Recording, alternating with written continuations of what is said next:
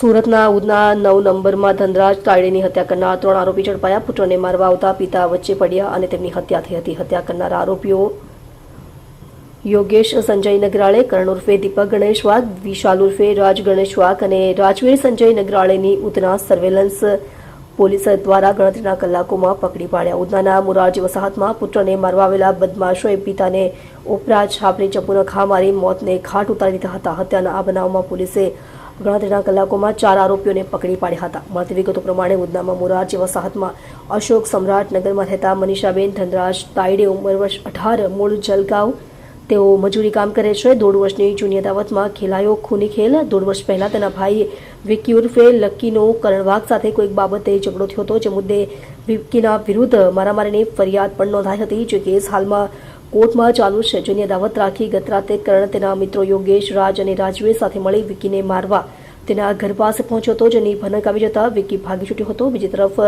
મહોલ્લામાં બૂમાબૂમ થતા મનીષા અને તેના માતા પિતા બહાર જોવા ગયા હતા. સુરતના સમ્રાટનગરમાં રહે છે આરોપીઓ. તે વખતે કરણ અને મંડળીએ ધનરાજભાઈ સાથે ગાળાગાળી કરી હતી અને બાદમાં કરણ અને યોગેશે ચપ્પુના ઉપરા છાપરે ઘા મારી દીધા હતા. ગંભીર ઇજાના કારણે 60 વર્ષીય ધનરાજભાઈનું મોત થયું હતું.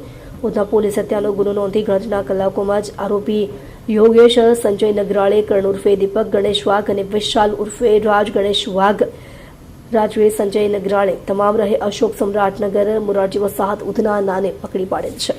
આપ જોઈ રહ્યા છો ગુજરાતની સૌથી પહેલા ખબર આપતી Surat express news channel, director Rajesh મંગલેની સાથે.